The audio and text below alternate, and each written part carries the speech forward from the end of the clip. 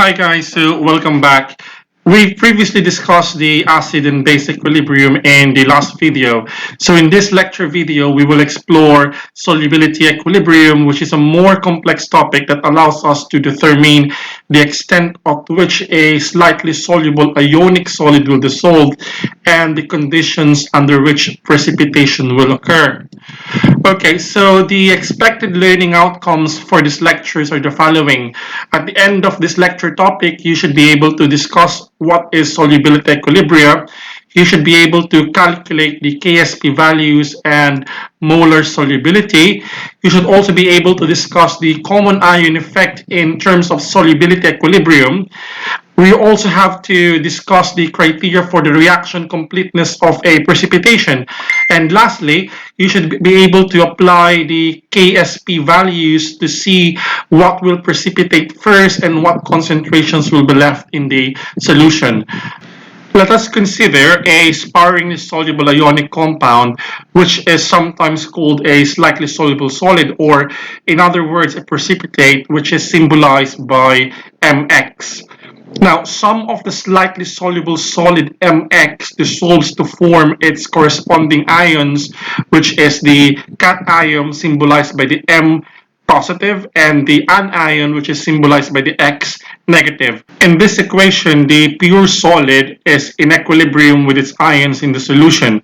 Let us consider the image shown in the left side. So calcium fluoride is known as a sparingly soluble ionic solid.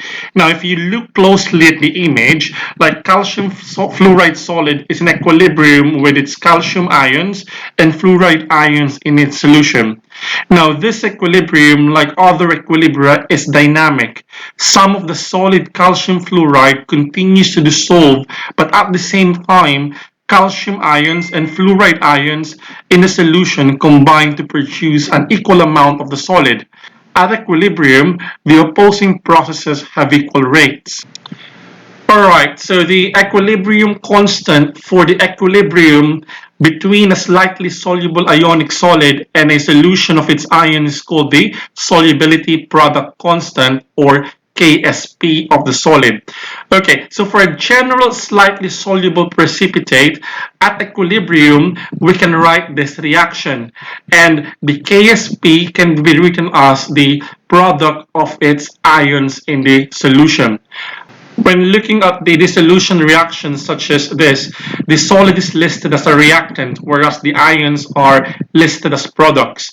Now, the solubility product constant, just like every other equilibrium constant expression, is written as the product of the concentrations of each ions raised to the power of their stoichiometric coefficients. Alright, so here the solubility product constant is equal to M positive and X negative when the solution of Mx is in equilibrium with undissolved Mx. Remember that there is no denominator representing the reactants in this equilibrium expression because the reactant is a pure solid. Therefore, the molar concentration of Mx does not appear in the expression for KSP. Since all forms of equilibrium constants are temperature dependent, then we also expect that KSP is temperature dependent. You can also check in your reference book for a table showing the different KSP values for slightly soluble compounds. So let's try to write the KSP expressions of the following precipitates. So remember that we write the ionic equation as dissolution, and the solubility product expression for each of the following slightly soluble ionic compounds can be computed or can be written by simply multiplying the molar concentrations of the corresponding ions raised to the power of their stoichiometric coefficients. Alright, so we have silver chloride. So the dissolution reaction is silver chloride is in equilibrium with silver ions and chloride ions. So simply the KSP is equal to the molar concentration of the silver ions multiplied to the molar concentration of the chloride ions. Let us now write the KSP expression for lead iodide. The lead iodide solid is in equilibrium with lead ions and iodide ions in solution. So you can immediately notice that for every 1 mole of the lead iodide, it is in equilibrium with 1 mole of the lead ions and 2 moles of the iodide ions. Therefore, the Ksp is written as the molar concentration of the lead iodide multiplied to the molar concentration of the iodide ions raised to 2. Alright, so you can pause this video to write the dissolution reaction of calcium phosphate. So shown here is the dissolution reaction for calcium phosphate, in which for every 1 mole of calcium phosphate, this is in equilibrium with 3 moles of the calcium ion and 2 moles of the phosphate. Therefore, we can write the Ksp expression as the molar concentration of calcium ions raised to 3 multiplied to the molar concentrations of the phosphate ions raised to 2. Okay, so let's try to answer this problem. In this example, we are required to calculate the Ksp for barium sulfate, and we are given the molar concentrations of barium ions. So the reaction is shown here. So you have here the barium sulfate solid. It is in equilibrium with barium ions and sulfate ions in its solution. So the Ksp can be written as the molar concentration of barium ions multiplied to the molar concentration of the sulfate ions. So if we let X to be the molar concentration of barium ions, which is also equal to the molar concentration of the sulfate ions, we simply have Ksp is equal to X squared. Now substituting the concentration for the barium ion, which is 1.05 times 10 raised to negative 5 molar, the Ksp expression becomes Ksp is equal to 1.05 times 10 raised to negative 5 squared. So calculating, the Ksp now becomes 1.1 times 10 raised to negative 10. Alright, so this is another problem that will require you to calculate the Ksp for calcium phosphate. So you can pause this video to answer this problem. So the first step that you should do here is to write the equilibrium that exists between calcium phosphate solid with its ions in the solution. Make sure you have properly balanced the reaction. Then you are also given here the solubility, which is 8.1 times 10 raised to negative 4 grams per liter. So you have to convert this one to the molar concentration of calcium phosphate. In the end, you should be able to get a Ksp of 1.3 times 10 raised to negative 26. Alright, so let's talk about solubility. So solubility is defined as the maximum possible concentration of a solute in a solution at a given temperature and pressure. We can determine the solubility product constant, or the Ksp, of a slightly soluble solid from its solubility at a given temperature and pressure. In this case, we calculate the solubility product by taking the solid solubility expressed in units of moles per liter. So this is known as the molar solubility, which is usually symbolized with the capital letter S. Now, in order to fully grasp this concept of molar solubility, let us try to answer this following question. So estimate the solubility of lanthanum iodate and calculate the concentration of iodate in equilibrium with its solid lanthanum iodate, for which the Ksp is equal to 6.2 times 10 raised to negative 12. Now the reaction for the dissolution of lanthanum iodate is given in this slide. Alright, so if the solubility is S, then the equilibrium concentrations of the ions will be as follows. For lanthanum, this will be S, while for iodate, this will be 3S, because for every 1 mole of the lanthanum iodate, it is equivalent to 3 moles of the iodate. So the Ksp expression can be written as the molar concentration of the lanthanum ions multiplied to the molar concentration of the iodate ions raised to 3. Now, since the solubility for the lanthanum ions is S and the solubility for the iodate ion is 3S, then we will have the Ksp equal to 27S raised to 4. Now, calculating this, we'll have S is equal to the 4th root of 6.2 times 10 raised to negative 12 divided by 27. And this will give us a solubility of 6.92 times 10 raised to negative 4 molar. So, calculating now for the solubility of the iodate ions, then this is equivalent to 3S. So this one is equal to 3 times 6.92 times 10 raised to negative 4, or simply 2.08 times 10 raised to negative 5 molar.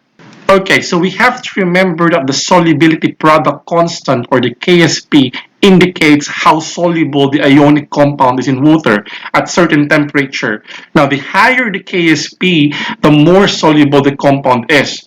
If we are given the KSP of the same type of slightly soluble solids, such as silver chloride, silver bromide, and silver iodide, all of which are of the MX type, which means one metal per halide ion, then we can easily compare which one is more soluble based from their KSP values.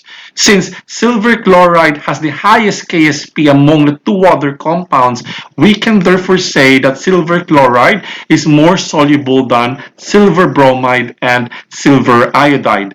Note that this relation between solubility and solubility product constant depends always on the stoichiometry of the dissolution reaction.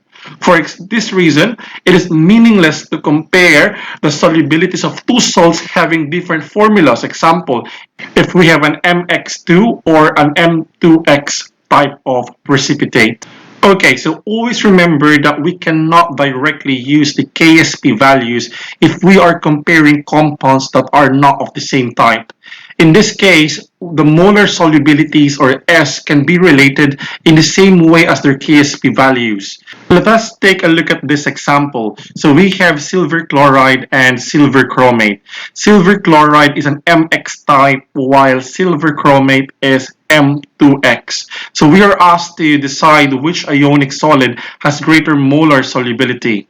Is it silver chloride with a KSP of 1.8 times 10 raised to negative 10? Or is it silver chromate with a KSP of 1.1 times 10 raised to negative 12? Again, do not use the KSP values to compare which one is more soluble because they are of different types of precipitate. To answer this problem, we need to calculate the molar solubility S. You can pause this video and calculate the molar solubility S for silver chloride and silver chromate. You must be able to get 1.3 times 10 raised to negative 3 for silver chloride and 6.5 times 10 raised to negative 5 molar for silver chromate. So based from the results, silver chromate has a higher molar solubility. Hence, this is more soluble precipitate than silver chloride. In the previous video, we have seen the effect of the common ion in acid-base equilibrium. In this type of ionic equilibria, the common ion suppresses the ionization of the weak acid or the weak base. Now, the common ion effect can also have a direct effect on the solubility equilibria. So if we consider the generalized solubility equilibria shown in this slide, the presence of the common ion in the added solution will force the dissolution reaction to the left, meaning more solid will form. This is a simple application of the Le Chatelier's principle. Suppose we are looking at the reaction where lead iodide is dissolved, wherein you have the chemical equilibrium between lead iodide in equilibrium with these lead ions and iodide ions. If we are to add potassium iodide, or Ki, to this solution, we would be adding a substance that shares a common ion with lead iodide. Now, Le Chatelier's principle tells us that when a change is made to a system at equilibrium, the reaction will shift to counteract the change. In this example, there would be an excess of the iodide ions, so the reaction will shift to the left, causing more lead iodide to precipitate out of solution. Okay, let us try to apply what we've learned about the common ion effect in this problem. Calculate the molar solubility of cadmium sulfide in a 0.010 molar of cadmium bromide. The KSP for cadmium sulfide is 1.0 times 10 raised to negative 28. So the common ion in this case is the cadmium ions. We can use an ice table to solve this problem and include cadmium bromide concentration as a contributor of cadmium ions as shown in this slide. Based on the problem, we can have an initial concentration of cadmium of 0.010 molar. So this is coming from cadmium bromide. We can put X during change, and the final or equilibrium concentration is simply 0.010 molar plus X for cadmium ions and X for sulfide ions. In the next step, we substitute the final molar concentrations or the equilibrium molar concentrations of cadmium and the sulfide ions into our KSP expression. Now, doing some algebraic manipulation of this equation, we will obtain x squared plus 0.010x minus 1.0 times 10 raised to negative 28. We can easily solve this equation using the quadratic formula. However, we can also make an assumption to make our calculations much simpler. Now, since KSP is very small as compared to the cadmium concentration, we can assume that the change in the initial concentration and equilibrium concentration is actually negligible. So we can say that 0.010 molar plus x is just approximately equal to 0.010 molar.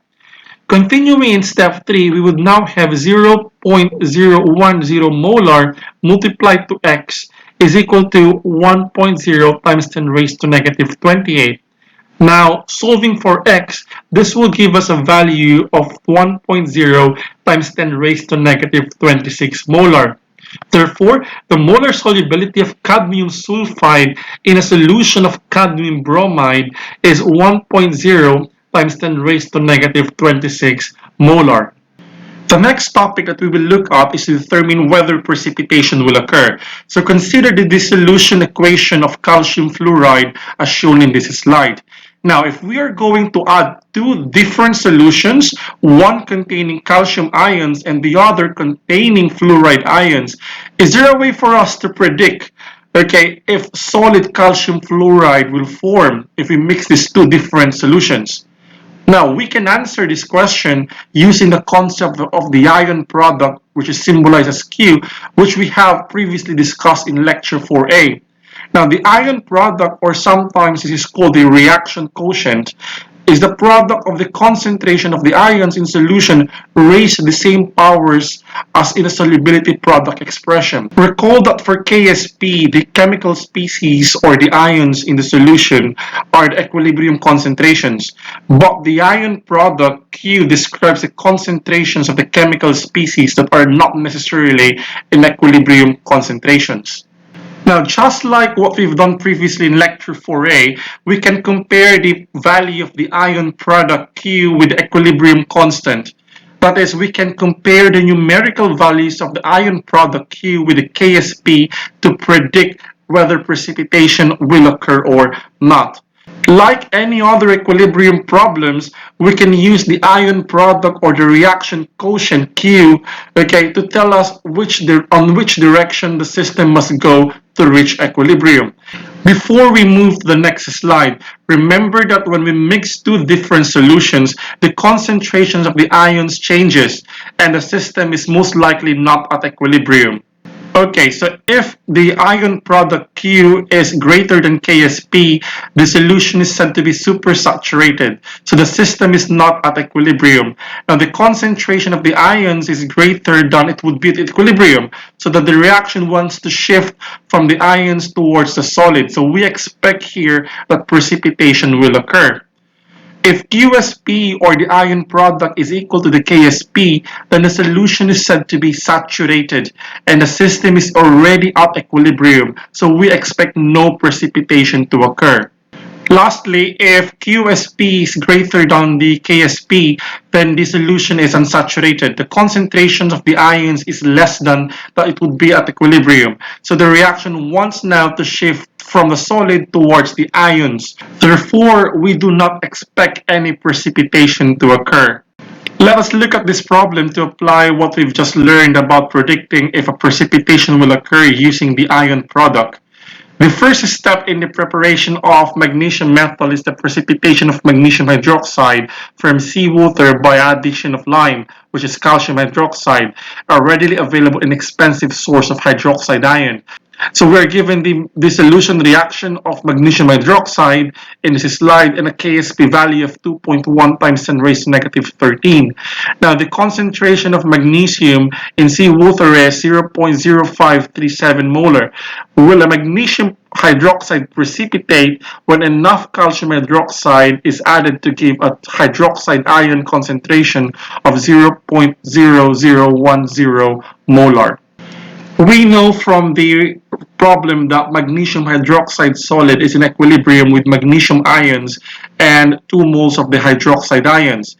Now the next step is to write the ion product equation, which is simply the molar concentration of the magnesium ions multiplied with the molar concentration of the hydroxide ions raised to 2. From the problem, we know that the molar concentration of magnesium is 0.0537 molar, while the molar concentration of hydroxide ion is 0.0010 molar.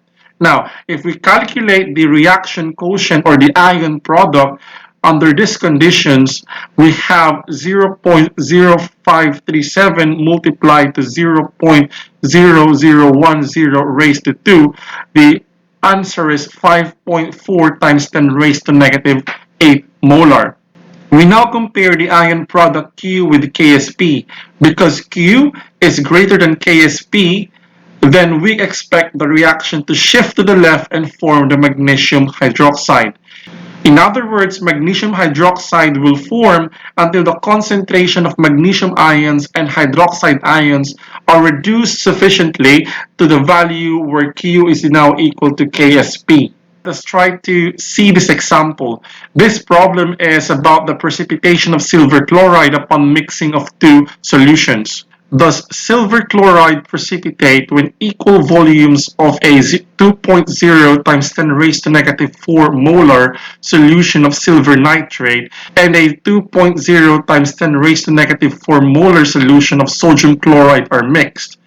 The equation for the equilibrium between solid silver chloride, silver ion, and chloride ion is shown in this slide. Now, take note that the solubility product for silver chloride is 1.8 times 10 raised to negative 10. In order for us to solve this problem, so we need to know the chemical reactions that are involved. In this case, when silver nitrate is added to a solution of sodium chloride, we have the formation of silver chloride, which is a solid, and sodium nitrate, which is soluble chemical species.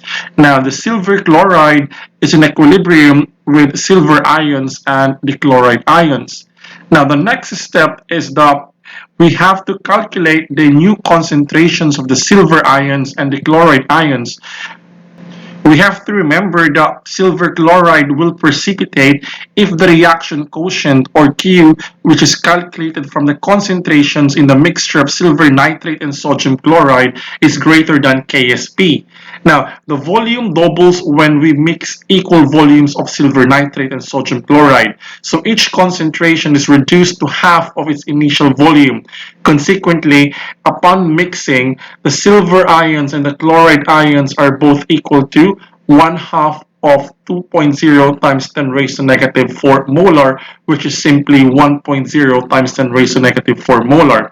The ion product is simply the silver ion concentration multiplied to the concentration of the chloride ion. If we substitute the values, which is 1.0 times 10 raised to negative 4, then we have an answer of 1.0 times 10 raised to negative 8, which is greater than the KSP. So this means that the solution is supersaturated, and supersaturated solutions are unstable. So we expect that silver chloride will precipitate out from the mixture until the solution returns to equilibrium, that is, Q is equal to KSP. Now let's look at the last example for this lecture. This problem is about selective precipitation. So selective precipitation can also be used in qualitative analysis. In this method, the reagents are added to an unknown chemical mixture in order to induce precipitation. Certain reagents can cause specific ions to precipitate out. Therefore, the addition of the reagent can be used to determine whether the ion is present in the solution. Okay, so for example 7, a solution contains 0.0010 mole of potassium iodide and 0.10 mole of potassium chloride per liter. Silver nitrate is gradually added to the solution. So which forms first? Is it solid silver iodide or solid silver chloride? The two equilibria involved in this example are shown here. So you have the silver chloride in equilibrium with silver ions and chloride ions. So this equilibria has a KSP of 1.8 times 10 raised to negative 10. Other equilibria is the silver iodide in equilibrium with silver ions and iodide ions. And this has a KSP value of 1.5 times 10 raised to negative 16. In this example, we need to realize that if the solution contained about equal concentrations of chloride and iodide, then the silver salt with the smallest KSP would precipitate first. However, this is not the case in this problem. The concentrations of chloride and iodide are not equal. In this case, we would find the silver ion concentration or the molar concentration of the silver ion at which the silver chloride begins to precipitate and the molar concentration of the silver ion at which the silver iodide begins to precipitate. Remember that the salt that has a lower molar concentration of the silver ion should precipitate first. Okay, let's look at silver iodide. Silver iodide precipitates when the ion product constant Q equals the KSP for silver iodide.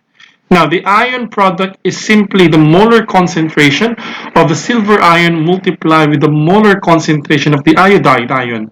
From the problem, we know that the molar concentration of iodide is equal to 0.0010 molar. The silver ion concentration now is equal to 1.5 times 10 raised to negative 13. So this means that the silver iodide will begin to precipitate when the molar concentration of the silver ions reaches 1.5 times 10 raised to negative 13. Okay, let's look at silver chloride. Similarly, silver chloride precipitates when the ion product constant or Q equals to the KSP for silver chloride. Now, the ion product is simply the molar concentration of the silver ion multiplied with the molar concentration of the chloride. From the problem, we know that the molar concentration of chloride is equal to 0.10 molar. Okay, so calculating the silver ion concentration, this will give us a value of 1.8 times 10 raised to negative 9. This means that the silver chloride begins to precipitate when the silver ion concentration is equal to 1.8 times 10 raised to negative 9 molar. Okay, so in the last step, let us compare the molar concentration of the two silver ion concentrations. So we notice that the silver ion concentration is lower for silver iodide. Therefore, silver iodide will precipitate first. This is the end of the lecture video, and I will see you during our synchronous discussion.